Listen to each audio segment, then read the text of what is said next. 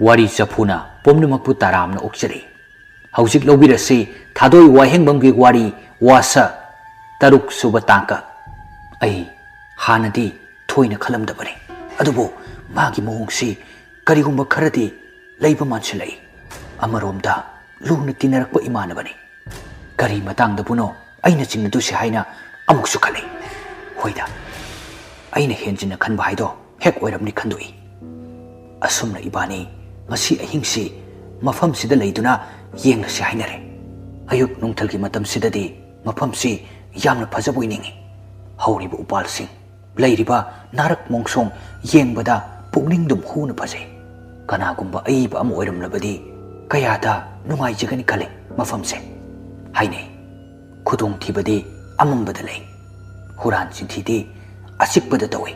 Aduga lai mathi phongbana ahing amambada ibani si thawoina hek ngai baiduni. Amarom da hairuradi but thiba lakbani. Adubo punsida khudong thiba awaba piriba kayase khoknanabagidamak ai siba kidana mafamsida abemgi thawaibo thiba laklibani. Yasanglakpagi matamse kauseng harau khongba khara hauri. Madu nataba khonjel karigumba amata tade. Manisu aina mai haugatpam semiduda mateng pangsali. Adubo wadi hanadong ingang ngangadre isuk sukpugum tawi. Aina manida hai. Bai, kaidorage nang ngasai waga ingang ngangdrisibo. Kaisu tawdida bai. Aingonda nungaitri bai. Adui nate adudi karike kaim tawde me bai. Mana khumla iba mawongsi ai khangdaba nate. Karigumba kharadi nungaitri haibase aisu kangi. Adubo mana aisi nungaitaba oiradi ma ai hundoklamlaga chatkiba yabani. Ado maksu tawkide. Ngarang ahing mana ibu kanbikibani. Aduna ai wakalsi mawon khanpam khangdre. Aina mani dai. Nang mapamsi ainadaba mali. Mani ingak yengai. Aduga hai. Ha, karibo. Aina mapamsida leisi haibada nangna yaningrido aisu nungaide. Ibani amatu oina lakbani. Nangna nungaitragadi chatlasi hairasu chatlasi. Hera nangsu aina kaisu khande hairedana. Adubu nang hanagadi iman manade. Mafamsida leibasida. Adubudi nangsu hanaga manade. Mafamsi yobada sawum ama phangi kaina haigidaine. Wai kharasida ai nokthokloi. Hehe. Nangna ngasai tawrisidi adugi oire.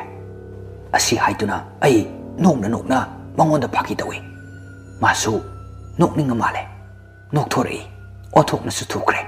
Apambagi ahingse khangaude matamsi jara chatki. Ibani su maigi akoibada phamduna wari sum sari.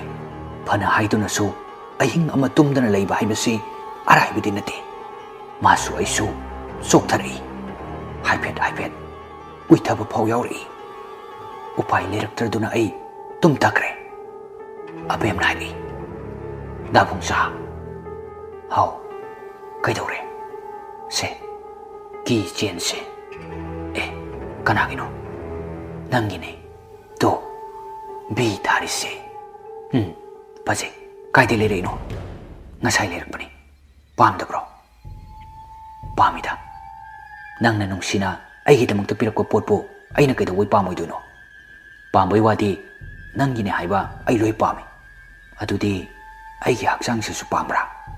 Hakchang thawai loina pami. Loina mak haisida loina yaurabani. Adudi kaigino aigi thawai di nangna inthoga thamise. Ha, kaino nang harise. Hakchang sisu nangidamukta thamjabani. Thawai sisu nangna na thaibire. Ai nangine haibada matik chadrabra. Kaino nang hairisibo.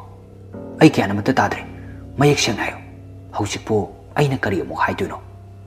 Aina haiba khuding nangna su thajabide. Ihe phajana gyan tana amukta di hayone. Amta hairoi. Nangna bug yam pate. Aiki awaba, aiki apamba karimata khangde. Kadai ki sendu piro. Asi hairaga aiki khutagi chen adu munge tawi. Aina yaroi haiduno khami. Aina hai. Tawno adumaina. Nang maram so haide. Aiki nena pirako potnina aina ngonda mo handok pangamon. Thado. Piro. Nang igi thawai hakchang phawba senaba ngamdraga kaisu leitaba pot sisu kaisu senabiru khangi. Piro. Abem. Ai saulakano. Kaigi. Adu oiradi nang lehoro ai chale. Aseng bai ka chatkine. Oi, ngai khome. Asi haira duna abem chatkre. Aisu tingak abem kauduna lewi. Tanja sida ai mikap thonglei. Isasi ing laurami. Ngasai di tawribasi mangni haina gyan tarai. Aina mani do hodui. Mani su ngawfing hogalei. Aina mani dai. Bai. Nang shegi awabada yamna mating pangbire. Ado ibani na laglibase kana pampu khangkidra. Khangni. Adugi damakta natru laise. Aidi thajaraktre. Karigino. Kaidawrage. Aigi nupidusu tamthiraba thawai asina pubikre. Aibusu pudawagi kanna tawri. Adumaini hekta hainuda. Khangde. Aise hingbagi kanadrabra khale. Manglandana abemna aibu laknari. Taibangdana aigi nupi aigi imong nang ai pumnamak laita handre. Henjina su khanganuse. Adu ibani sumaina sum leibanadi oiraroi. Karino amadi tawsi. Aisu khalibani. Maise mutalase. Aduga thawai do thengnanaba sem sarase. Kanagumba amatagi thawinsin yaudana mafam sida aibu lakhalagibase maram amadi soidan leigani. Ai warabasu wana khanglage.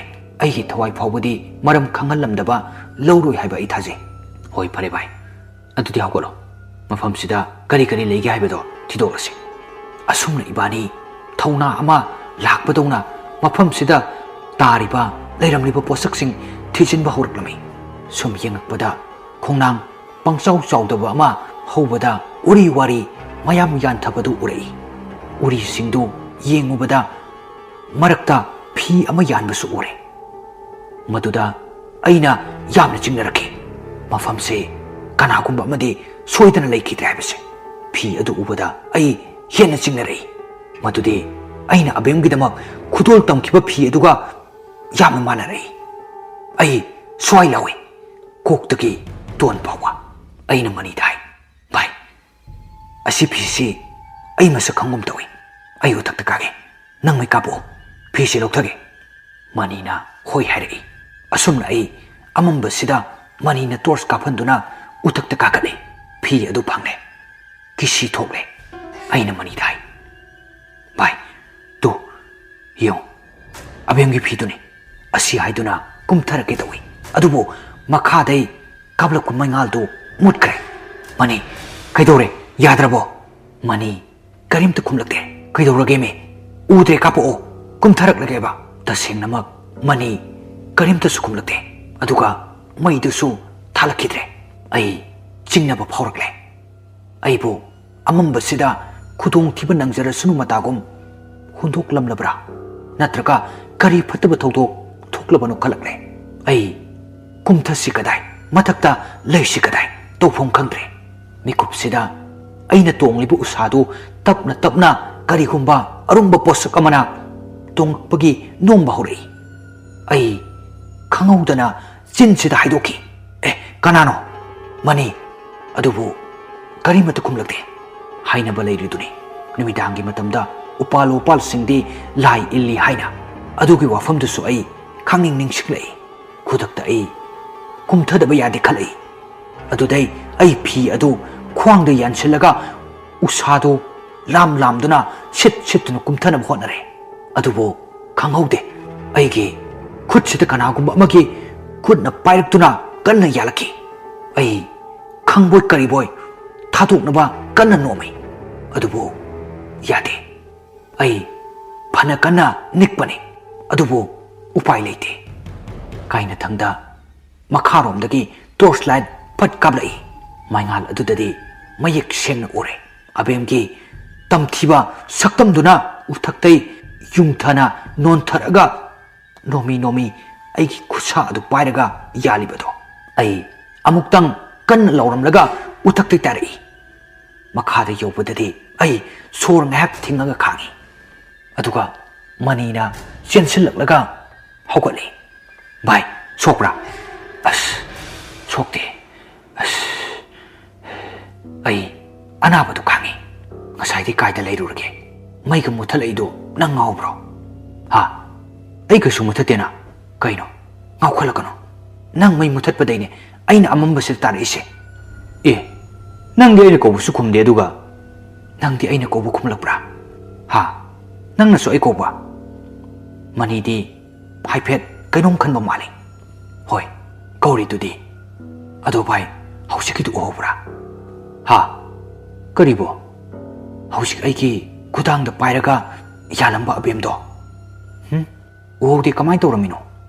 ꯅꯪꯅ ꯃꯩ ꯊꯥꯜꯂꯛꯇꯦ ꯍꯣꯏ ꯃꯥꯏ ꯍꯥꯏꯔꯛꯇꯦꯅ ꯑꯩ ꯀꯨꯝꯊꯔꯛꯄꯅꯦ꯫ ꯑꯗꯨꯗ ꯑꯩꯒꯤ ꯈꯨꯠꯁꯤꯗ ꯃꯤ ꯑꯃꯅ ꯄꯥꯏꯔꯛꯏ꯫ ꯑꯗꯣ ꯅꯪꯅ ꯑꯃꯨꯛ ꯀꯣꯟꯅ ꯃꯩ ꯊꯥꯜꯂꯛꯄꯁꯤꯗꯗꯤ ꯑꯕꯦꯝ ꯑꯣꯏꯔꯝꯕꯅꯤ꯫ ꯑꯗꯨꯗꯅꯦ ꯑꯩꯅ ꯇꯥꯔꯛꯏꯗꯣ꯫ ꯑꯁ ꯑꯗꯣ ꯚꯥꯏ ꯍꯧꯖꯤꯛꯄꯨ ꯀꯩꯗꯧꯁꯤꯒꯦ? ꯑꯩꯅ ꯄꯥꯏꯔꯤꯕ ꯐꯤꯁꯦ ꯑꯕꯦꯝꯒꯤꯅꯤ꯫ ꯍꯧꯖꯤꯛꯃꯛ ꯅꯠꯇ꯭ꯔꯁꯨ ꯃꯥꯒꯤ ꯊꯋꯥꯏꯅ ꯑꯩꯒꯤ ꯏꯅꯥꯛꯇꯗꯤ ꯁꯣꯏꯗꯅ ꯂꯥꯛꯀꯅꯤ꯫ ꯃꯗꯨ ꯉꯥꯏꯔꯁꯤ꯫ ꯚꯥꯏ 이반이 시밤 나밤 강드는 시바 가이도 오이래들 강디. 바이 가림도 농사 뒤로노. 아이나 찌나 타세. 그리고봐 파타바 톡로이 하이나. 파르세. 파레 이행르세. 아성나 이반이 마카다 도민나 팜도는 레이. 아이기 와클시다 칼레이. 아뱀 아묵다디 아이기 이낙다 낭기 뺀드바 가야도 담러로바. 아이 낭기 저글세 강방엄드레. ꯅꯪꯒꯤ ꯑꯄꯥꯝꯕ ꯄꯨꯝꯕ ꯑꯩ ꯏꯁꯥꯅ ꯌꯥꯅ ꯅꯪꯒꯤ ꯅꯅꯥꯛꯇ ꯄꯤꯔꯒꯦꯅ ꯂꯥꯛꯂꯕꯅꯤ꯫ ꯅꯪꯒꯤ ꯑꯄꯥꯝꯕ ꯄꯨꯝꯕ ꯑꯩ ꯏꯁꯥꯅ ꯌꯥꯅ ꯅꯪꯒꯤ ꯅꯅꯥꯛꯇ ꯄꯤꯔꯒꯦꯅ ꯂꯥꯛꯂꯕꯅꯤ꯫ ꯀꯔꯤꯒꯤꯅꯣ ꯅꯪꯅ ꯍꯧꯖꯤꯛꯁꯨ ꯑꯩꯕꯨ ꯑꯣꯠꯂꯤꯕꯁꯦ? ꯑꯁꯤ ꯈꯟꯅ ꯈꯟꯅ ꯑꯩ ꯃꯤꯠꯇꯒꯤ ꯄꯤ ꯐꯥꯎ ꯇꯥꯔꯛꯈꯤ꯫ ꯑꯗꯨꯕꯨ ꯑꯃꯔꯣꯝꯗ ꯑꯩꯒꯤ ꯊꯣꯏꯅ ꯀꯝꯗꯧꯔꯤꯕ? ꯌꯨꯝꯗꯅ ꯀꯔꯝ ꯂꯩꯔꯝꯒꯗꯕ? ꯄꯥꯎꯁꯨ ꯐꯥꯎꯅꯕ ꯐꯪꯗ꯭ꯔꯦ꯫ ꯂꯝꯕꯤꯁꯨ ꯃꯐꯝ ꯃꯔꯥꯡ ꯈꯪꯗ꯭ꯔꯦ꯫ ꯂꯥꯛꯂꯤꯕ ꯈꯣꯡꯆꯠꯁꯤꯁꯨ ꯀꯔꯤ ꯑꯣꯏꯅꯤ ꯑꯃꯠꯇ ꯈꯪꯗ꯭ꯔꯦ꯫ ꯄꯨꯝꯅꯃꯛ ꯇꯥꯏꯕꯪꯄꯥꯜ ꯅꯠꯇ꯭ꯔꯕꯒꯨꯝ ꯇꯧꯔꯦ꯫ ꯋꯥꯈꯜ ꯀꯌꯥꯁꯤꯗ ꯑꯩꯒꯤ ꯍꯛꯆꯥꯡꯗ ꯂꯩꯔꯝꯕ ꯑꯀꯤꯕ ꯀꯌꯥꯁꯨ ꯃꯥꯡꯈ꯭ꯔꯦ꯫ ꯃꯔꯥꯜ ꯂꯩꯔꯕ ꯃꯤꯁꯛ ꯑꯃꯅ ꯃꯁꯥꯒꯤ ꯃꯔꯥꯜ ꯌꯥꯖꯗꯨꯅ ꯗꯟꯗꯤ ꯄꯤꯔꯛꯄ ꯉꯥꯏꯕꯒ ꯄꯥꯡꯀꯛ ꯑꯣꯏꯔꯦ ꯑꯩ꯫ ꯑꯁꯣꯝꯗꯅ ꯀꯝꯗꯧꯔꯤ? ꯏꯃꯥꯁꯨ ꯑꯩꯁꯤ ꯀꯗꯥꯏꯗ ꯀꯔꯝꯅ ꯂꯩꯔꯤꯕꯅꯣ ꯃꯌꯦꯛ ꯁꯦꯡꯅ ꯎꯍꯧꯗꯕꯅ ꯑꯋꯥꯕꯗ ꯑꯋꯥꯕ ꯑꯣꯏꯔꯦ꯫ ꯕꯕꯥꯁꯨ ꯇꯧꯐꯝ ꯈꯪꯗ꯭ꯔꯦ꯫ ꯑꯗꯨꯕꯨ ꯑꯕꯦꯝꯒꯤ ꯃꯃꯥ ꯁꯈꯤ ꯁꯤꯡꯅꯕ ꯑꯃꯒ ꯇꯧꯔꯤꯕ ꯊꯕꯛꯁꯤ ꯄꯦꯟꯖꯕ ꯍꯧꯔꯛꯈꯤ꯫ ꯃꯥꯒꯤ ꯈꯨꯠꯁꯤꯟ ꯊꯧꯔꯥꯡ ꯃꯄꯨꯡ ꯐꯥꯕ ꯍꯧꯔꯛꯂꯦ ꯈꯟꯕꯁꯤ ꯌꯥꯝꯅ ꯄꯦꯟꯖꯈꯤ꯫ ꯌꯦꯡꯉꯨ ꯉꯁꯤꯗꯤ ꯑꯩꯒꯤ ꯈꯨꯠꯇ ꯂꯣꯏꯅ ꯇꯥꯔꯦꯗꯣ꯫ ꯑꯩꯒꯤ ꯌꯦꯛꯅꯕ ꯑꯣꯏꯔꯛꯂꯕ ꯅꯣꯏꯁꯤ ꯑꯩꯅ ꯂꯦꯝꯅ ꯊꯥꯔꯔꯣꯏ꯫ ꯑꯩꯒꯤ ꯏꯆꯥꯒꯤ ꯊꯋꯥꯏꯕꯨ ꯀꯩꯁꯨ ꯂꯩꯇꯅ ꯈꯟꯕ ꯅꯈꯣꯏꯗꯤ ꯏꯆꯥꯒꯤ ꯊꯋꯥꯏꯅꯁꯨ ꯑꯩꯒꯤ ꯊꯋꯥꯏꯅꯁꯨ ꯂꯦꯝꯅ ꯊꯥꯕꯗꯤ ꯇꯧꯔꯔꯣꯏ꯫ ꯑꯩꯁꯤ ꯀꯅꯥꯅꯣ ꯀꯔꯤꯅꯣ ꯀꯗꯥꯏ ꯐꯥꯎ ꯌꯧꯅ ꯇꯧꯕ ꯉꯝꯕꯒꯦ ꯍꯥꯏꯕꯗꯣ ꯈꯪꯂꯦꯗꯨ ꯅꯣꯏ꯫ ꯑꯁꯤ ꯍꯥꯏꯔꯗꯨꯅ ꯅꯣꯛꯅ ꯅꯣꯛꯅ ꯃꯀꯥ ꯂꯥꯝꯅ ꯂꯩ꯫ ꯃꯇꯥꯡꯁꯤꯗ ꯃꯥꯒꯤ ꯃꯆꯥꯅꯨꯄꯥ ꯖꯦꯝꯁꯅ ꯏꯃꯥ ꯀꯝꯗꯧꯁꯤꯒꯦ? ꯅꯨꯄꯥ ꯃꯆꯥ ꯑꯩꯅ ꯍꯥꯏꯕꯁꯤꯗ ꯏꯜꯂꯨ꯫ ꯅꯆꯟꯅꯨꯄꯤꯒꯤ ꯊꯋꯥꯏꯅ ꯋꯥꯅ ꯆꯠꯈꯤꯕꯗꯣ ꯅꯪꯁꯨ ꯅꯤꯡꯁꯤꯡꯉꯨ꯫ ꯑꯗꯨꯕꯨ ꯏꯃꯥ ꯃꯁꯤꯃꯛꯇꯤ ꯑꯩꯁꯨ ꯄꯥꯝꯗꯦ꯫ ꯄꯥꯝꯗꯦ ꯍꯥꯏꯗꯨꯅ ꯂꯣꯏꯅ ꯇꯣꯛꯂꯁꯤ ꯍꯥꯏꯔꯤꯕ꯭ꯔꯣ? ꯐꯅ ꯂꯥꯟꯕ ꯑꯣꯏꯔꯁꯨ ꯂꯥꯜꯂꯤꯕ ꯃꯤꯗꯨꯈꯛ ꯗꯟꯗꯤ ꯄꯤꯕꯗ ꯍꯦꯟꯗꯣꯔꯛꯇꯨꯅ ꯃꯤꯒꯤ ꯏꯃꯨꯡ ꯃꯅꯨꯡ ꯃꯔꯨꯞ ꯃꯄꯥꯡ ꯃꯐꯝ ꯃꯔꯥꯡ ꯈꯪꯍꯟꯗꯕꯁꯦ ꯆꯨꯝꯗꯦꯗ ꯏꯃꯥ꯫ ꯍꯩ ꯑꯄꯪꯕ ꯎꯆꯤ ꯍꯥꯠꯀꯦ ꯍꯥꯏꯔꯗꯤ ꯎꯆꯤꯒꯤ ꯊꯥꯛꯄ ꯂꯥꯡꯗ ꯍꯧꯗꯣꯡ ꯈꯔꯁꯨ ꯑꯋꯥꯕ ꯇꯥꯕ ꯇꯥꯕꯅꯤꯅꯦ꯫ ꯑꯁ ꯏꯃꯥ ꯑꯩ ꯃꯗꯨ ꯌꯥꯅꯤꯡꯕ ꯋꯥꯠꯂꯦ꯫ ꯅꯪꯒꯤꯁꯤ ꯃꯤꯒꯤ ꯃꯔꯜꯅꯤ ꯃꯤꯒꯤ ꯑꯣꯏꯔꯨꯔꯕ ꯄꯣꯠꯁꯛ ꯄꯥꯝꯗꯦ ꯁꯤꯔꯥ? ꯏꯃꯥ ꯃꯤꯒꯤꯅꯤ ꯍꯥꯏꯅ ꯇꯝꯈ꯭ꯔꯕ ꯄꯣꯠꯇꯣ ꯑꯩꯅ ꯐꯖꯅ ꯄꯥꯝꯂꯁꯨ ꯃꯨꯜꯂꯒ ꯂꯧꯕꯗꯤ ꯐꯠꯇꯦꯗꯅ꯫ ꯈꯪꯉꯦ ꯌꯥꯔꯦ꯫ ꯅꯪꯒꯤ ꯅꯆꯟꯅꯨꯄꯤꯒꯤꯁꯨ ꯈꯟꯗꯕꯗ ꯍꯦꯟꯗꯣꯛꯇꯨꯅ ꯅꯃꯥ ꯑꯩꯒꯤ ꯐꯥꯎꯕ ꯈꯟꯗ꯭ꯔꯦꯅꯦ꯫ ꯆꯠꯂꯣ ꯑꯁ꯭ꯋꯥꯏꯗ ꯀꯨꯏꯅ ꯂꯩꯔꯅꯨ꯫ ꯖꯦꯝꯁ ꯁꯥꯎꯔꯞꯅ ꯐꯅ ꯂꯥꯜꯂꯁꯨ ꯆꯨꯝꯂꯁꯨ ꯃꯃꯥ ꯀꯧꯕꯅꯤꯅ ꯊꯣꯏꯅ ꯀꯟꯅ ꯋꯥ ꯉꯥꯡꯕꯗꯤ ꯉꯝꯗꯦ꯫ ꯑꯗꯨꯒ ꯁꯈꯤꯗꯤ ꯁꯣꯝꯗ ꯃꯥꯒꯤ ꯁꯣꯏꯗ꯭ꯔꯕ ꯌꯥꯗ꯭ꯔꯕ ꯅꯣꯡꯃꯒꯤ ꯐꯠꯇ꯭ꯔꯕ ꯊꯋꯥꯏ ꯁꯥꯟꯅꯕꯒꯤ ꯍꯩꯅꯕꯤꯗꯨ ꯂꯩꯕꯅꯤꯅ ꯃꯗꯨꯗ ꯆꯪꯕ ꯄꯣꯠꯂꯝꯁꯤꯡꯗꯨ ꯁꯦꯝ ꯁꯥꯗꯨꯅ ꯂꯩꯍꯧꯏ꯫ ꯉꯁꯤꯒꯤ ꯑꯣꯏꯅꯗꯤ ꯃꯇꯥꯡ ꯑꯁꯤꯗ ꯇꯦꯟꯁꯤꯟꯖꯔꯤ꯫ ꯃꯈꯥ ꯇꯥꯕ ꯋꯥꯔꯤ ꯈꯪꯃꯤꯟꯅꯅꯕꯒꯤꯗꯃꯛ ꯃꯊꯪꯒꯤ ꯏꯄꯤꯁꯣꯗ ꯉꯥꯏꯃꯤꯟꯅꯁꯤ꯫